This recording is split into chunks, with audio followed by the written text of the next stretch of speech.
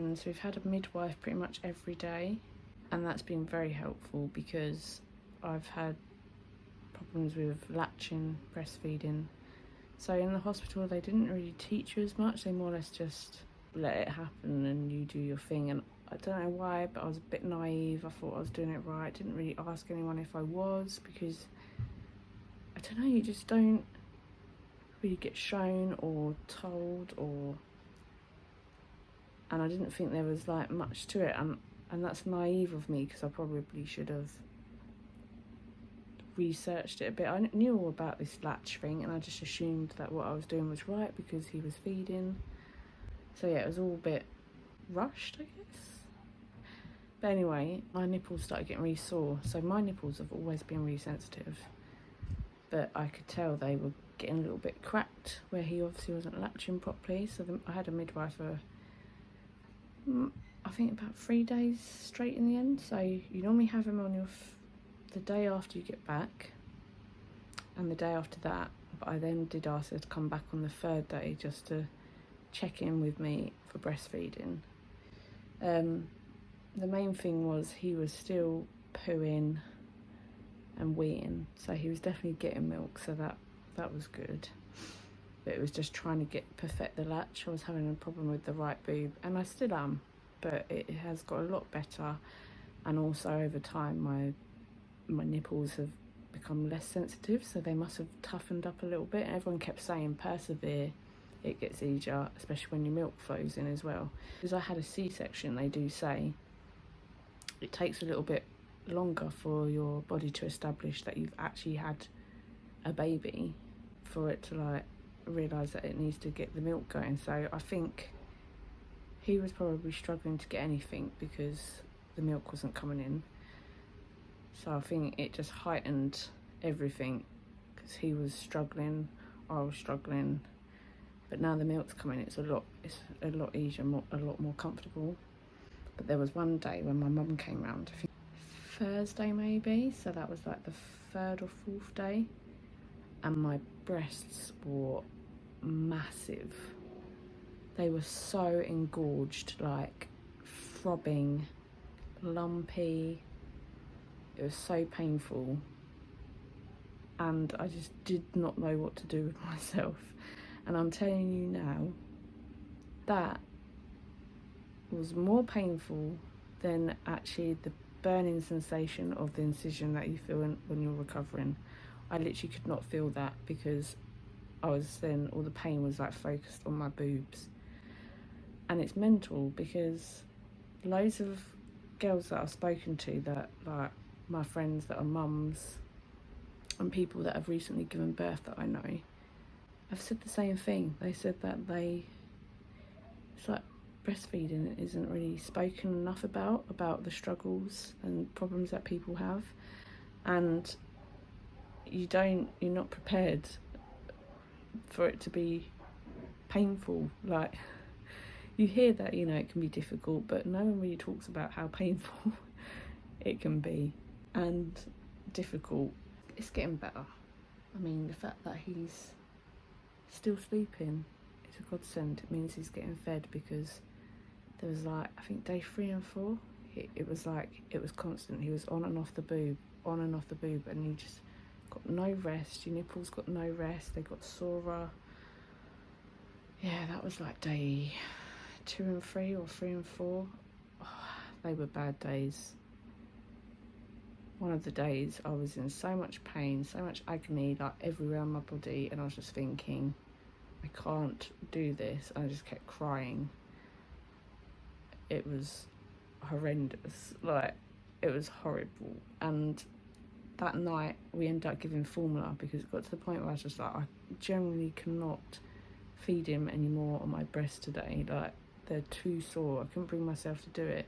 And obviously I didn't want him to dehydrate, because yes, that's the other thing. I've happened to give birth to a baby on like the hottest days of this year, and it's been like it continuously now for a week.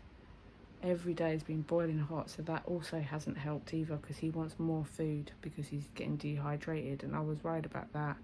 So in the end we switched on to formula, and it really upset me. I was quite surprised how upset I was about it, because like I said, I wasn't that bothered about breastfeeding. I was a bit like, yeah, if it works, it works. If it doesn't, it doesn't. I'm not bothered. But after breastfeeding for just like a couple of days and then feeling like I'd failed and had to go into formula, I was so upset. I phoned my mum and I was just crying down the phone. But yeah, I'm so glad I've actually persevered. So we still give him a little bottle now and then just to top him up more than anything, not because it's too painful, but sometimes I just feel like he might not be getting enough. If he constantly wants to go back on the boob, I'm like, I need to have a break somewhere, and he obviously needs more food. So yeah, we give him like maybe 1 or 2 bottles during the night, and then that also gives us time to sleep, because generally, I don't know if this is the same with all babies, but with him, if we give him formula, he then sleeps for a good 3 hours, so it means we get that downtime. But then saying that, today, just on my boobs alone, he's actually slept for about 3 hours as well. So it means that obviously I'm producing more milk now. Today is his 1 week birthday, and just so happens, which was very fitting, so in Ghana they do what's called outdooring, which is like a naming ceremony. So they sort of bless the child, name the child, show him to the moon, teach them like good and evil, bit like a like christening, baptizing, that sort of thing.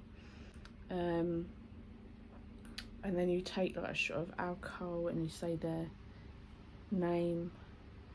I'm not very good at explaining it, to be honest with you, not gonna lie.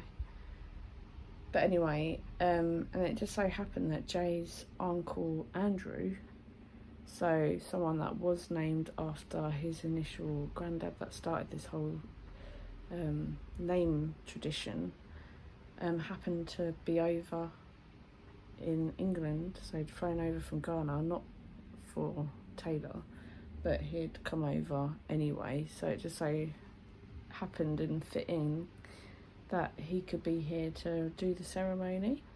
So yeah, we had my parents and then Jay's family, because it's Monday this morning. Unfortunately, like, my sister couldn't be here, and Bronte's obviously at school.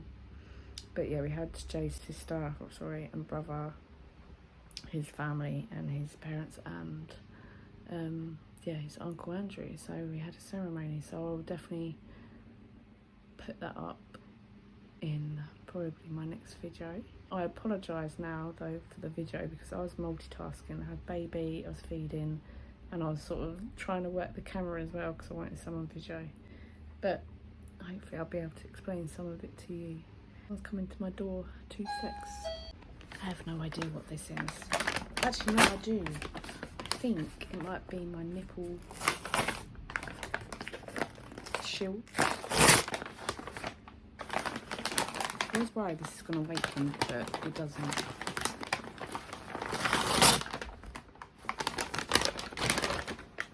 Yeah, my nipple shields. So, with breastfeeding, that's one thing. My friend suggested nipple shields to take to the hospital because she had problems with latching her baby. So I bought some, but didn't obviously use them or anything. And then when I was speaking to the midwife, she did say, have you got any nipple shields, because that sometimes eases like the soreness of your nipples, just helps protect them while they heal, sort of thing. I was like, yeah, I do, but these ones I bought from Boots. They're just like cheap ones, like a £5 or something. And because I hadn't really researched it, 'cause I didn't really know what they did at the time, I just bought whatever. Didn't realise if there was sizes involved or anything, but there's sizes involved. So I thought, because I've been using these to breastfeed and they have helped a little bit, I've looked into it a bit more and bought a couple more pairs to try them out and see which ones are better. So this is one pair that some people have recommended, so I'm actually excited to use these tonight. see if these are any better. So these I got off Amazon. I'm pretty sure these ones were only a £5. And then I've got some Medela, yeah, that must be how you pronounce it, which my friend recommended. I bought them as well, but they don't come till tomorrow. Only other thing that my midwife said about was what they call metal nipple shields, and I was like, I don't know what they are. But anyway, once she left, looked it up, and it's basically these shields that you can wear during the day, and they give you like a cooling sensation, and apparently it's meant to be quite like the metal, because it's like silver, it's meant to be quite healing, and it collects obviously a bit of your own milk when you leak breast milk, and that's also meant to help heal your nipples as well. So you like wear them during the day when you're not breastfeeding, and it just keeps them from rubbing on clothes and sticking on your clothes and stuff. So I bought those, and they've helped massively too. I've got one more week with Jay on paternity, and then yeah, I'm going alone. I say going alone. Jay works from home, so he'll be around if I need him. But yeah, I feel like I need to start like sorting my shit out and like getting together some sort of routine. Jay's currently on a walk actually. That's the only other thing I was going to say. When the catheter comes out, it's a weirdest sensation, because obviously the epidurals were worn off and they take the catheter out. But it's afterwards, I'm still having problems, like when I wee. I get this really horrible, dull, aching, sort of, not burning, but like this pain at the end of urinating. So it's meant to wear off after 10 days. And it's just basically where the catheter aggravates, you know, your bits. So yeah, my friend's actually dropping over some dipsticks just to test my urine, just to make sure I haven't got a UTI, because sometimes you can get UTIs from catheters. But yeah, apart from that, that's the only other thing I've had issues with. Sorry that this is in lots of parts, but there was lots to it. But anyway, I think that's a wrap for now.